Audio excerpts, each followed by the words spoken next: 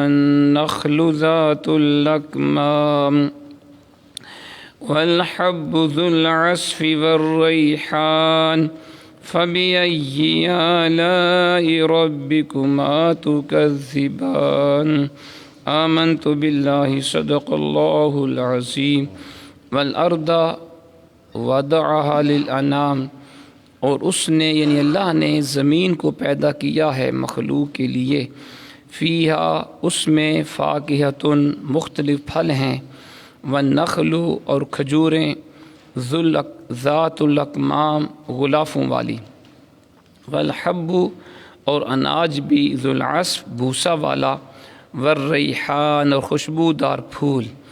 فبأی آلاء ربکما تکذبان، پس اے انسو جاں تم اپنے رب کی کن کن نعمتوں کو جھٹلاؤ گے۔ حضرات محترم بھی آپ قرآن مجید فرقان حمید میں سے 27واں پارہ سورہ الرحمن کی آیت نمبر 10 تا 13 کی تلاوت اور ترجمہ سماعت فرما رہے تھے۔ کل کے درس میں ہم نے پڑھا، اللہ کریم نے فرمایا سورج اور چاند حساب کے پابند ہیں، اور آسمان کے تارے اور زمین کے درخت اسی کو سجدہ گناہ ہیں، اور آسمان اسی نے بلند کیا اور میزان عدل قائم کی تاکہ تم تولنے میں زیادتی نہ کرو، اور وزن کو ٹھیک رکھو انصاف کے ساتھ، اور تول کو کم نہ کرو۔ کل کے درس میں ہم نے ان آیات بینات کی تفسیر پڑھی۔ آج کے درس میں اللہ کریم تمام معنی یہاں پہ ہے پیدا کرنا، کسی نئی چیز کو بنانا اور تخلیق کرنا، یعنی اللہ تعالیٰ نے زمین کو اس طرح بنایا ہے کہ اس میں ہر جاندار آرام اور سکون سے زندگی بسر کر سکتا ہے۔ دیکھیں اللہ نے زمین کو گول گیند کی طرح نہیں بنایا، اگر بال کی طرح زمین گول ہوتی اس پہ چلنا ممکن نہ ہوتا، اس میں زندگی گزارنا، مکانات بنانا، چلنا پھرنا، کام کاج کرنا کسی کے لیے ممکن نہ ہوتا۔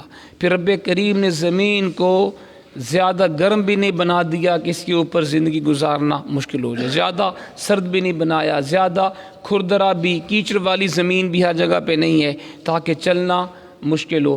اللہ نے زمین کو بچھونے کی طرح بنا دیا، پلین، سادہ اور صاف، تاکہ انسان اس کے اوپر چلے پھرے، سوئے جاگے، دوڑے، کام کرے۔ تو بچھونے کی طرح اللہ نے زمین کو بنایا۔ تو فرمایا کہ اللہ کریم نے زمین کو اس طرح بنایا ہے کہ اس میں ہر جاندار آرام اور سکون سے زندگی بسر کر سکتا ہے۔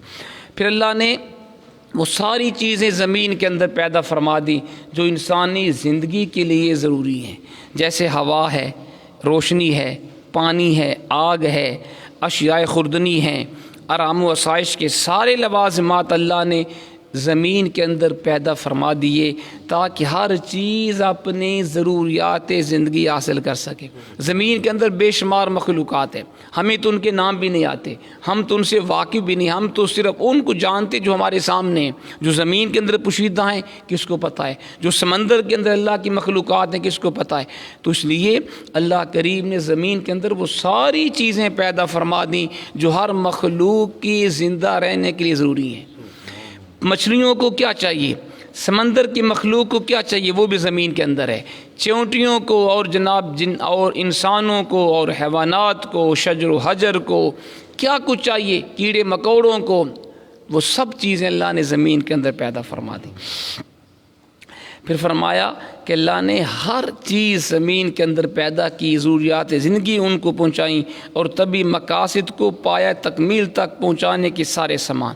ابن عباس فرماتے ہیں ہر جاندار کو انعام کہتے ہیں، جو یہاں فرمایا نا کہ اللہ نے زمین کو پیدا کیا مخلوق کے لیے، انعام کا معنی ہر جاندار، ہر جاندار۔ بعض لوگ اشتراکیت کی عینک سے قرآن پاک کا مطالعہ کرتے ہیں اور بے سمجھے اس کی آیات سے اشتراکی تعلیمات کو ثابت کرتے ہیں۔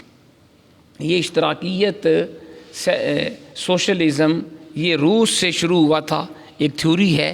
ان کا نظریہ تھا کہ جو کچھ بھی زمین کے اندر ہے کسی کے پاس ہے وہ گورنمنٹ کا ہے، انسان کی اپنی اونرشپ کو وہ نہیں مانتے۔ وہ کہتے ہیں جو کچھ کسی کے پاس زمینیں ہیں، کارخانے، فیکٹریاں، مکان، وہ سب حکومت کی ملکیت، اسے کہتے ہیں اشتراکیت۔ تو یہ 70 سال یہ روس کے اندر یہ کنسیپٹ رہا دنیا کے اندر، پھر یہ ناکام ہو گیا، پھر اس کی جگہ پہ کیپٹلزم آ گیا، سرمایہ دارانہ نظام۔ آج کل پوری دنیا پر کیپٹلزم ہے، لیکن یہ بھی غلط ہے تھیوری۔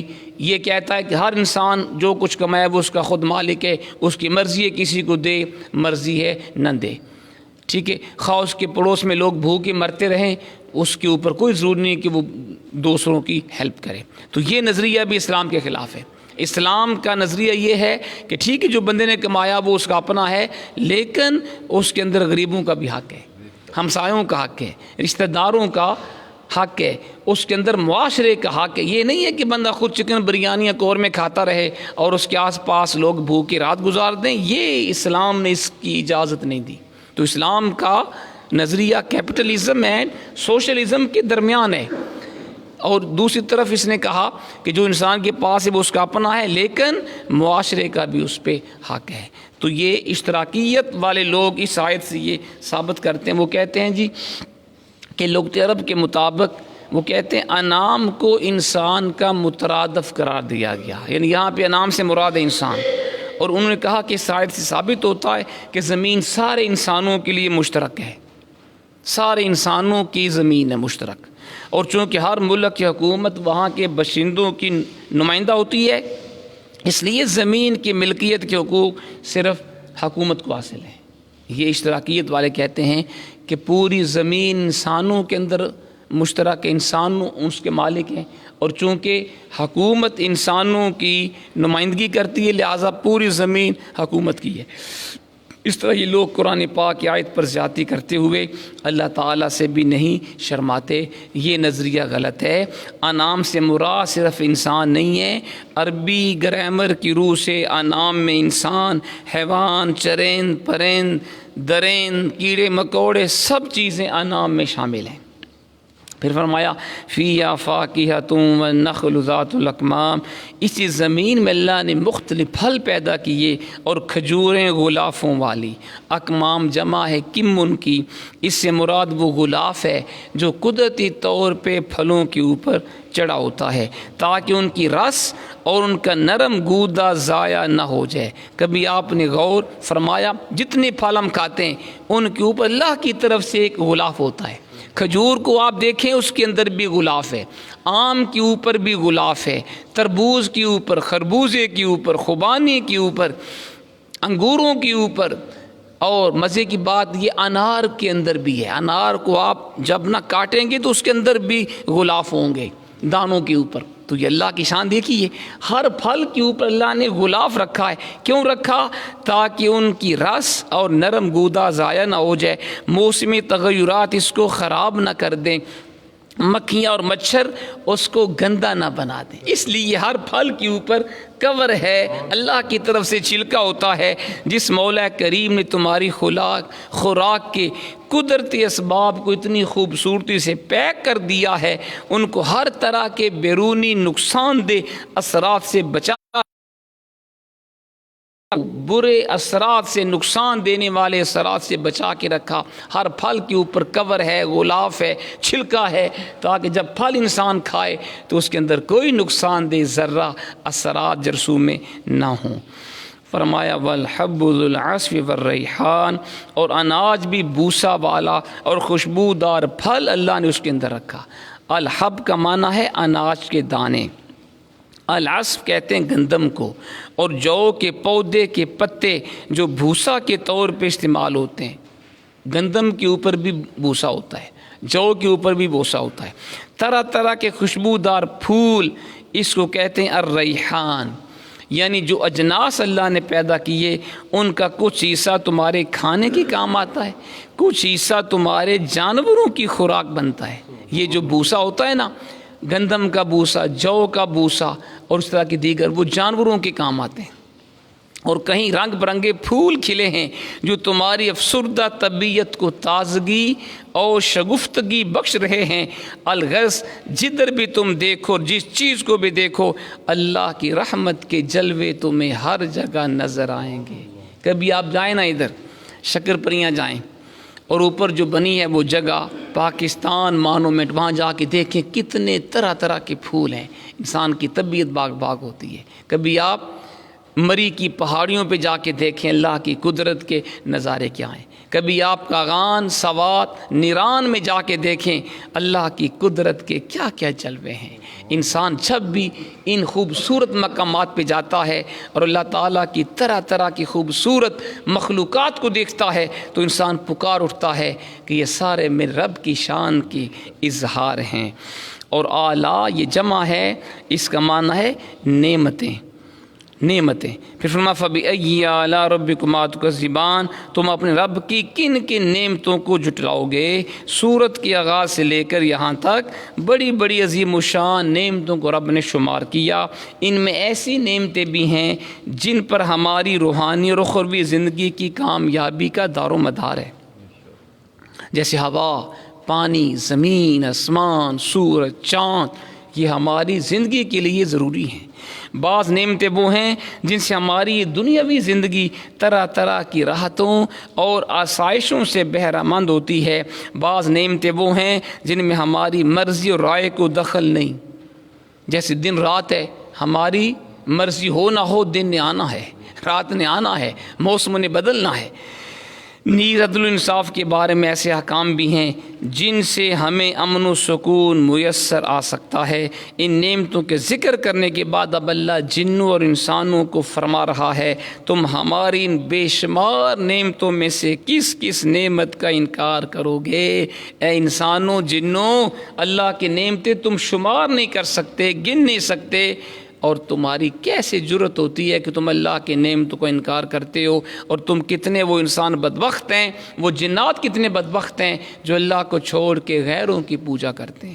حضرت جابر بن عبداللہ رضی اللہ تعالیٰ عنہ فرماتے ہیں ایک دفعہ رسول پاک علیہ الصلاۃ والسلام نے ہمارے سامنے پوری سورہ الرحمن کی تلاوت فرمائی۔ حضور نے اپنی زبان پاک سے قرآن پاک کی سورۃ الرحمن پڑھی، پھر فرمایا کیا وجہ ہے تم بالکل گم سم ہو کر بیٹھے رہے، تم سے تو جنوں نے بہتر جواب دیا۔ اے انسان، تم نے پوری سورت پڑھی، انسانوں تم خاموشی سے سنتے رہے، آپ نے فرمایا تم سے تو جنوں نے بہتر جواب دیا۔